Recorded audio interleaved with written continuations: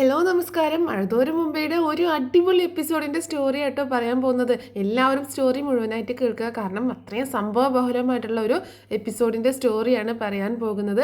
അങ്ങനെ അലീനയെ രാജീവനും ശിവനും കൂടി ഏർപ്പാടാക്കിയ ഗുണ്ടകൾ തട്ടിക്കൊണ്ടു പോയേക്കാണ്. ആളൊഴിഞ്ഞൊരു കെട്ടിടത്തിൻ്റെ ഉള്ളിലേക്ക് കൊണ്ടുപോയി തള്ളുന്നുണ്ട്. അപ്പോൾ അലീനയാണെങ്കിൽ ആകെ ഭയന്നിരിക്കുകയാണ്. ഇതിൻ്റെ പുറകിൽ ആരാണെന്നൊന്നും അലീനയ്ക്ക് മനസ്സിലാവുന്നില്ല, കാരണം കൂടെയുള്ളതൊക്കെ അറിയാത്ത കുറേ ക്രിമിനലുകളാണ്. അലീനയെ അവിടെ കൊണ്ടുപോയി തള്ളുന്നുണ്ട്. അതേസമയം ബാലചന്ദ്രനും കൃഷ്ണമോളും അതുപോലെ എല്ലാവരും ഭയങ്കരമായിട്ട് അന്വേഷണത്തിലാണ്. അപ്പോൾ ഇതിൻ്റെയൊക്കെ പുറകിൽ ശിവനും രാജീവനും ആണെന്ന് ബാലചന്ദ്രന് നന്നായിട്ട് മനസ്സിലാവുന്നുണ്ട്. ബാലചന്ദ്രൻ വേഗം മനുവിനെ വിളിച്ച് കാര്യം പറയുന്നുണ്ട്. മനു ആണെങ്കിൽ പെട്ടെന്ന് തന്നെ വീട്ടിൽ നിന്ന് ഇറങ്ങി ഹോസ്പിറ്റലിലേക്ക് വരുന്നുണ്ട്. അങ്ങനെ ആ സമയത്ത് കേസ് കൊടുക്കും എന്നുള്ള ഒരു തീരുമാനം തന്നെ എടുക്കുകയാണ് ബാലചന്ദ്രൻ. അങ്ങനെ ഹോസ്പിറ്റലിലേക്ക് നേരെ ചെല്ലുന്നുണ്ട്. ആ സമയത്ത് അവിടെ ഗോവർദ്ധനും നന്ദനും ഉണ്ടായിരുന്നു. അങ്ങനെ ബാലചന്ദ്രൻ ഇങ്ങനെ അലീനയെ കാണാത്തതിൻ്റെ ആ വിഷമത്തിൽ ഗോവർദ്ധനോട് നന്നായിട്ട് ദേഷ്യപ്പെടുന്നുണ്ട്. നിന്നെ ഏൽപ്പിച്ചതല്ലേ ഞാൻ അവളെ വീട്ടിൽ കൊണ്ടുവന്ന് വിടണമെന്ന്, ഇപ്പം അവളെ കാണാനില്ല, അവളെ കണ്ടു കിട്ടിയിട്ടില്ലാണ്ടെങ്കിൽ എനിക്ക് ഞാൻ വേറെ ഒന്നും നോക്കത്തില്ല, എന്താണ് ഇവിടെ സംഭവിക്കാൻ പോകുന്നതെന്നൊന്നും എനിക്ക് അറിയത്തില്ല എന്നൊക്കെ പറയുന്നുണ്ട് ബാലചന്ദ്രൻ. ആ സമയത്ത് ബാലചന്ദ്രൻ പറയുന്നത്, ഇത് വെറുതെ വിടാൻ പറ്റത്തില്ല, ഞാൻ പോലീസിൽ കേസ് കൊടുക്കാൻ പോവാണ് എന്ന് പറയുമ്പോൾ നന്ദൻ പറയുന്നുണ്ട്, പോലീസിൽ കേസ് കൊടുത്തു കഴിഞ്ഞാൽ അത് വേറെ പ്രശ്നങ്ങളിലേക്കായിരിക്കും കടക്കുക, അതുകൊണ്ട് പോലീസിൽ കേസ് കൊടുക്കാതിരിക്കുന്നതായിരിക്കും നല്ലത് എന്ന് പറയുമ്പോൾ അങ്ങനെ വിടാൻ പറ്റത്തില്ല നന്ദേട്ട, ഇത് വെറുതെ ഒരു സീനല്ല, എൻ്റെ മോളെയാണ് കാണാതായിരിക്കുന്നത്, അത് നമുക്ക് കണ്ടെത്താം ബാലേന്ദ്ര, നീ ഒന്ന് വിഷമിക്കില്ലേ, നമുക്ക് വേറെ ഏതെങ്കിലും വഴിയിലൂടെ കണ്ടെത്താം, എൻ്റെ ഒരു പിടിപാടിലൂടെ നമുക്ക് നോക്കാം എന്നൊക്കെ പറയുന്നുണ്ട്. അതൊന്നും ബാലചന്ദ്രന് ആശ്വാസമാവുന്നില്ല. അതേസമയം മനു ആണെങ്കിൽ നമ്മുടെ രാജീവിൻ്റെയും ശിവൻ്റെയൊക്കെ റൂമിലേക്ക് നേരെ കയറി കയറി ചെന്നിട്ട് അവരോട് ചോദിക്കുന്നുണ്ട്, അലീന എവിടെയെന്ന് ചോദിക്കുകയാണ്. അലീന എവിടെയെന്നോ?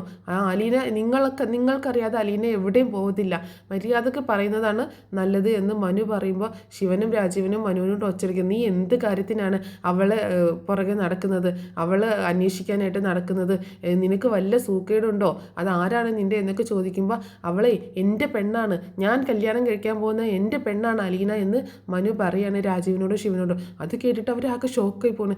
വെറും ഒരു അനാഥ പെണ്ണിനെ മാത്രമേ കണ്ടുള്ളൂടാ നിനക്ക് കെട്ടാനായിട്ട്, അവൾ അനാഥയല്ലാന്ന് നിങ്ങളോടൊക്കെ പറഞ്ഞതല്ലേ എന്ന് പറയുമ്പോൾ, ആ പറഞ്ഞു, നിൻ്റെ ബാലചന്ദ്രൻ ഞങ്ങളുടെ മകളല്ലേ അവൾ എങ്ങനെയാടാ നിനക്ക് പെണ്ണാവുന്നത് എന്നൊക്കെ ചോദിക്കുമ്പോൾ എൻ്റെ മുറപ്പെണ്ണാണ് അവൾ എന്ന് പറയണം മനു.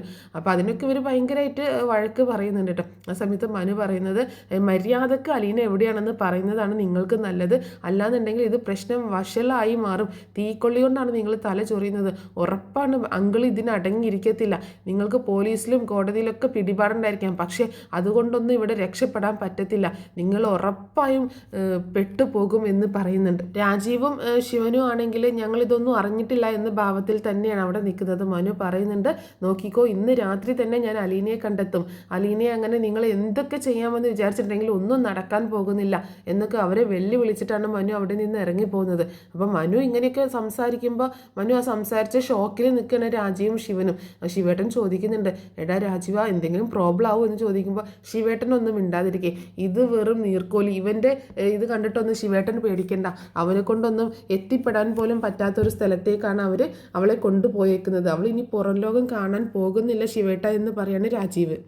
അതേസമയം അലീനയാണെങ്കിൽ രക്ഷപ്പെടാനുള്ള എല്ലാ പഴുതും നോക്കുന്നുണ്ട് കേട്ടോ. അലീനയുടെ കൈകൾ ബന്ധിച്ചിട്ടുണ്ട്, വായിൽ ബാൻഡേജ് ഒട്ടിച്ചിട്ടുണ്ട്, സ്റ്റിക്കർ ഒട്ടിച്ചിട്ടുണ്ട്. അലീന അവിടെ കിടന്ന് ഒച്ച ഉണ്ടാക്കാതിരിക്കാനും ഒക്കെയാണ് ബാൻഡേജ് ഒട്ടിച്ചേക്കുന്നത്. അതുപോലെ സ്റ്റിക്കർ കയ്യിലാണെങ്കിൽ കൈ കെട്ടിയിട്ടിട്ടുണ്ട്, അതുകൊണ്ട് അവൾക്കൊന്നും ചെയ്യാൻ പറ്റില്ലല്ലോ. പക്ഷേ ഒരു വിധത്തിൽ അലീന ആ കൈ പൊക്കിയിട്ട് വായിലുള്ള സ്റ്റിക്കർ പറിച്ച് വലിച്ചഴിക്കുന്നുണ്ട്. പക്ഷെ അവിടെ അവൾക്ക് കാവലായിട്ട് അവളെ കൊണ്ടുവന്ന ഗുണ്ടകൾ അവിടെ തന്നെയുണ്ട്, അതുകൊണ്ട് അത്ര പെട്ടെന്നൊന്നും അവിടുന്ന് രക്ഷപ്പെടാൻ പറ്റില്ല എന്ന് അലീനയ്ക്ക് മനസ്സിലാവുകയാണ്. ഒരു ഉള്ളിലേക്കുള്ള, അതായത് അത്രയും ദൂരത്താണ് ആ ഒരു ഒരു കെട്ടിടം നിൽക്കുന്നത്, അവിടെ ആരും താമസിക്കുന്നുമില്ല. അപ്പോൾ അതിൻ്റെ ചുറ്റും ഒരു കാട് പോലെയാണ് കിടക്കുന്നത്. അലീനയ്ക്ക് ആകെ പേടിയാവുന്നുണ്ട്, എങ്ങനെ ഇവിടെ നിന്ന് എങ്ങനെ രക്ഷപ്പെടാൻ പറ്റും എന്നൊക്കെ ആലോചിച്ച് അലീന ഇങ്ങനെ ആകെ ഭയന്ന് പോകണം. അപ്പോൾ അലീനയുടെ ബാഗും ഫോണൊക്കെ അവരുടെ കസ്റ്റഡിയിലാണല്ലോ ഉള്ളത്. അപ്പോൾ എങ്ങനെയെങ്കിലും ഫോൺ കിട്ടുകയാണെങ്കിൽ വിളിച്ച് മനുവേട്ടനെയോ അല്ലെങ്കിൽ അച്ഛനെയോ വിവരം പറയാമെന്നൊക്കെ അലീനയ്ക്ക് ഉണ്ട്. പക്ഷേ ഫോൺ എടുക്കാനൊന്നും പറ്റത്തില്ല. ആ ബാഗ് കൈ കെട്ടിയിട്ടത് കാരണം അതിനൊന്നും പറ്റത്തില്ല. എങ്ങനെയെങ്കിലും ആ ഫോണൊന്ന് ഓണായി കിട്ടിയാലെങ്കിലും മതിയായിരുന്നു ഒരു ലൊക്കേഷൻ അവർക്ക് കിട്ടാനായിട്ട്. അതിന് വേണ്ടിയിട്ടുള്ള ഒരു തത്രപ്പാടിലാണ് അലീന ശ്രമിച്ചുകൊണ്ടിരിക്കുന്നത്. അതേസമയം നമ്മുടെ ഗംഗേട്ടൻ നാട്ടിലേക്ക് വരുന്നുണ്ട്. ഗംഗേട്ടൻ നാട്ടിലേക്ക് വരുന്ന സമയത്ത് ബാലചന്ദ്രൻ വിളിച്ചിട്ട് ഇവിടുത്തെ സംഭവങ്ങളൊക്കെ പറയുന്നുണ്ട്.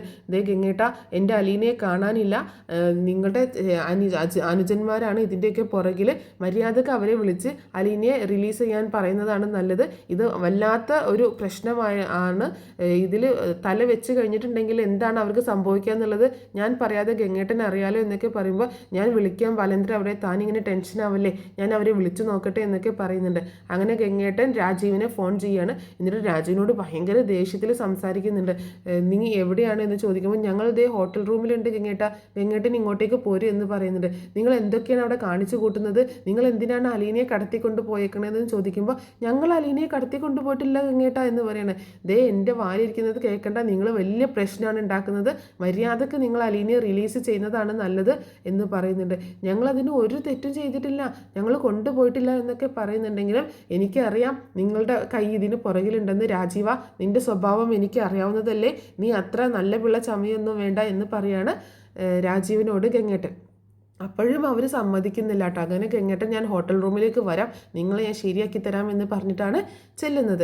അങ്ങനെ ഗംഗേട്ടൻ ഹോട്ടൽ റൂമിലേക്ക് ചെല്ലുന്ന സമയത്ത് ഇവരാണെങ്കിൽ ഞങ്ങളൊന്നും അറിഞ്ഞിട്ടില്ല എന്നുള്ള ഭാവത്തിൽ തന്നെ നിൽക്കുകയാണ്. അതേസമയം മനു ആണെങ്കിൽ നേരെ ഹോസ്പിറ്റലിലേക്ക് ചെല്ലുന്നുണ്ട് കേട്ടോ. ഹോസ്പിറ്റലിലേക്ക് ചെല്ലുമ്പോൾ ബാലചന്ദ്രൻ ചോദിക്കുന്നുണ്ട്, എന്താ ഇനി നിൻ്റെ അച്ഛനോടും കൊച്ചച്ഛനോടും ചോദിച്ചോ, അവരെന്താ പറഞ്ഞതെന്ന് ചോദിക്കുമ്പോൾ അവർ സമ്മതിക്കുന്നില്ല അങ്കിൾ, പക്ഷേ എനിക്ക് ഉറപ്പുണ്ട് അവരുടെ കൈ ഇതിന് പുറകിലുണ്ടെന്ന് എനിക്ക് മനസ്സിലായി, പക്ഷേ എങ്ങനെ കണ്ടെത്തും, അലീനെ എങ്ങോട്ടേക്കോ കൊണ്ടുപോയേക്കുന്നത് ഒരു ഐഡിയ ഇല്ലല്ലോ എന്നൊക്കെ മനുവും ആകെ വിഷമിക്കുന്നുണ്ട്.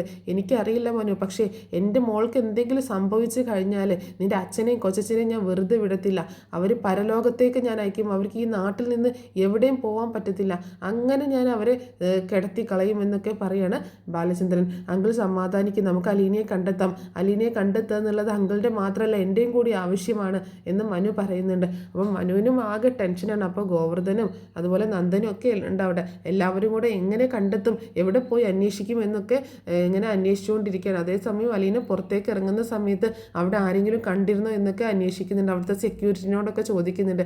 ആ കൊച്ചി ഇവിടെ നിന്ന് പോകുന്നത് കണ്ടായിരുന്നു എന്ന് ആ സെക്യൂരിറ്റി ചേട്ടൻ പറയുകയും ചെയ്യുന്നുണ്ട്. അങ്ങനെ പിന്നീട് കാണിക്കുന്നത് ഗംഗേട്ടൻ ഹോട്ടൽ റൂമിലേക്ക് എത്തുന്നതാണ്. ഹോട്ടൽ റൂമിലേക്ക് എത്തുന്ന സമയത്ത് കോളിംഗ് ബെല്ല് അടിക്കുമ്പോൾ ശിവനാണ് വന്ന് വാതിൽ ഓർക്കുന്നത്. അപ്പോൾ പെട്ടെന്ന് തള്ളി തുറന്നുകൊണ്ട് അകത്തേക്ക് കയറുകയാണ് ഗംഗേട്ടൻ. അപ്പോൾ രാജുവിനോട് നേരെ ചോദിക്കുന്നുണ്ട്, എവിടെ അലീനെ നിങ്ങൾ എവിടെയാണ് കൊണ്ടുപോയി ഒളിപ്പിച്ച് വെച്ചേക്കുന്നത് ചോദിക്കുമ്പോൾ ഗംഗേട്ടൻ ഇത് എന്തറിഞ്ഞിട്ടാണ് പറയുന്നത്. ആ ബാലചന്ദ്രൻ പറയുന്നത് കേട്ടോണ്ട് ഗംഗേട്ടൻ ഞങ്ങളെ സംശയിക്കുകയാണോ ചോദിക്കുമ്പോൾ, എനിക്കറിയാടാ നിന്നെയൊക്കെ, നീയൊക്കെ ഇവിടെ എന്തൊക്കെ കുഴപ്പങ്ങളാണ് ഉണ്ടാക്കിയിട്ടുള്ളത്, അതുകൊണ്ട് തന്നെയാണ് നിന്നെ സംശയിക്കുന്നത്, അല്ലാതെ വെറുതെ ഒന്നുമല്ല. നീ ഇവിടെ ഉണ്ടാക്കിയ പ്രശ്നങ്ങളൊക്കെ എന്തൊക്കെയാണ്, എത്ര വലുതാണെന്ന് നിങ്ങൾക്കറിയാമോ, നിങ്ങൾ ആരെ വെച്ചിട്ടാണ് കളിക്കുന്നതെന്ന് നിങ്ങൾക്കറിയാമോ എന്നൊക്കെ ചോദിക്കുമ്പോൾ, എൻ്റെ ഗംഗേട്ട, അവനിവിടെ ഉണ്ടാക്കുന്ന പ്രശ്നങ്ങളൊന്നും ഗംഗേട്ടൻ കാണുന്നില്ലേ, നമ്മുടെ വൈജയ് ഈ അവസ്ഥയിൽ കിടക്കാൻ കാരണം അയാളും അയാളുടെ ആ ഒരു അവിഹിത സന്തതിയുമാണ്, അതൊന്നും ഗംഗേട്ടന് പ്രശ്നമേ അല്ല അല്ലേ എന്നൊക്കെ ചോദിക്കുമ്പോൾ, നീയൊക്കെ എന്തറിഞ്ഞിട്ടാണ് ഈ ചാടിക്കടിക്കുന്നത്, നിനക്കൊക്കെ എന്തറിയാം, നിങ്ങൾ കരുതുന്നത് പോലെ ഒന്നും അല്ല കാര്യങ്ങൾ, ബാലചന്ദ്രൻ്റെ മകളൊന്നും അല്ല അലീന എന്ന് പറയണേ. ബാലചന്ദ്രൻ്റെ മകളല്ലേ അലീന, പിന്നെ എന്തിനാണ് അയാൾ അവൾക്ക് വേണ്ടിയിട്ട് ഇങ്ങനെ വാദിക്കുന്നത്, അയാളുടെ ആരുമല്ലാത്തൊരു പെണ്ണിനെ കൂടെ നിർത്താൻ.